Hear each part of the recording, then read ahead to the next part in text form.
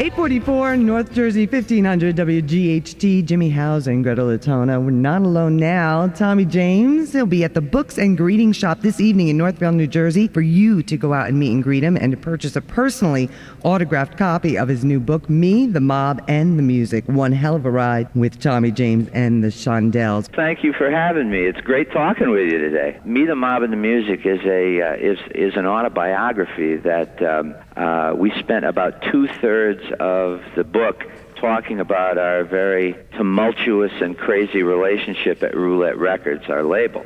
Roulette Records was, in addition to being a functioning record company, it was also a front for the Genovese crime family in New York. It's an unbelievable read. Well, thank you so much for saying that. You never really know if you get your point across, especially when you're first starting out as an author, until somebody tells you. So I appreciate that very much. So, Tommy, let me talk about the book a little and some of the exciting things about the music industry. Mm-hmm. A passive fan looks at the final product on their turntable, and that would be a 45 record or an LP. Right. Whereas you being in the music industry, you're from a different side of the tracks. There's so many things that you as an artist have to go through, politically and business-wise, just to get that product out to the public. And what you have to go through is that's very true. Getting yourself a record label. Now, in the book, you discuss the big hit record Hanky Panky. Right. And then suddenly, all the record deal offers. You had offers from Columbia, Epic, Atlantic, RCA. They all wanted to sign you. Yes. Suddenly, Morris Levy steps in, and what happens? Well, basically, we were flipped out because it looked like we had our pick of the litter with all these companies. Hanky Panky broke out of Pittsburgh, exploded out of Pittsburgh, and when we come to New York to get a label deal, we were just really amazed at the reception we got. It was wonderful. We go to bed that night feeling like we've got the pick of the litter, and the next morning, all the record companies call up one by one and say, "Listen, we got a pass." We said, "What do you mean you got a pass?" I thought we had a deal. Finally, Jerry Wexler at Atlantic leveled with us and told us what happened. Morris Levy from Roulette Records called every one of the other labels and said, "This is my record." And that was it. We were apparently going to be with Roulette. It was just amazing. Of course, that was the first red flag of what Roulette was all about.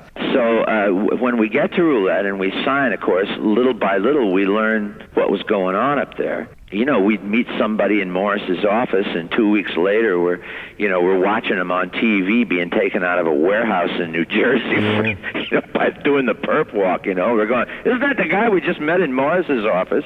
And that's how it went up there. So the whole point of the book is that here we are trying to have this career in pop music at the same time this very dark and sinister and dangerous story is going on behind us, and we can't talk about it because these guys are walking around. This is the first chance I've had to really tell this story. It's sort of like a romantic drama.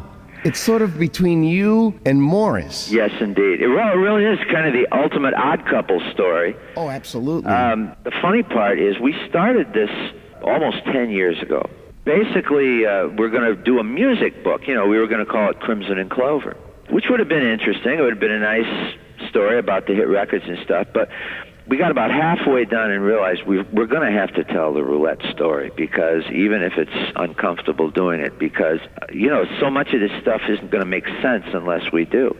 So we put the book on a shelf for a couple of years, and the last of the Roulette regulars, the people from out there, passed away in December of 2005. And we felt at that point we could finish the other half of the book. And, of course, it was very therapeutic for me because I've been carrying this around in me for a long time. And, it's a story that once you start reading, you can't possibly put it down. It seems like it would make a great. It's going to be a movie. It is going to be a movie. Yes, it is. You got to get a real handsome guy to play Tommy James, though. A couple of them, maybe. There's a long time span in there. It's going to be a movie in about 18 months.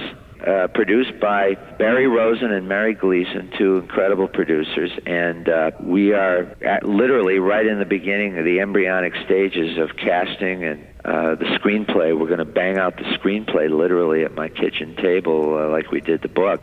It's going to be a Broadway play. We're with Tommy James here on WGHT. Tommy is going to be at Books and Greetings tonight, 7 o'clock in Northvale, to give you an opportunity to meet him and pick up an autographed copy of his new book, Me, the Mob, and the Music, One Hell of a Ride with Tommy James. And Tommy, the information in this book is fascinating. You know, I'm fascinated, frankly, by the entire music business, particularly in New York during the 60s and 70s. It's such a great framework for drama because so much was going on, and there was this huge infrastructure of promotion guys and record labels and songwriters and groups during that time. Radio was such a huge part of this.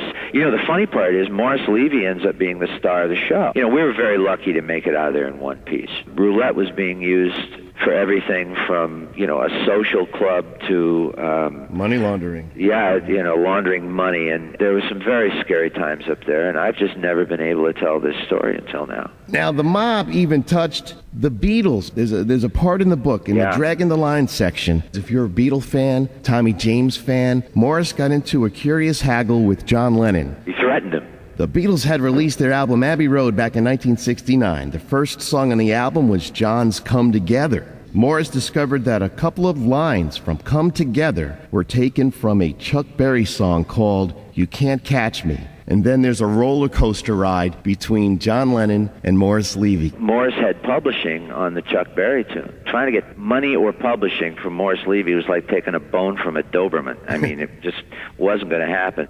He ended up suing John Lennon. He and John had some pretty dramatic moments. He actually threatened John. There was a lawsuit involved. John was going to have to record an album for Morris, and it ended up John actually won the lawsuit, but it's hard to say who won and lost in a situation like that because that was a very scary situation. And I'm sure it was for John. I mean, it was, you know, Morris was not a fun guy to get on the wrong side of. He was like a father figure to you, though. In many ways, he was. You know, the funny part about I have such crazy mixed feelings about this, and that's really the essence of the book. Is it's so schizophrenic because on one side, you know, we weren't getting paid, and we were getting ripped off, and there was this understanding that if you make too much of a fuss, you take us to court, you could end up.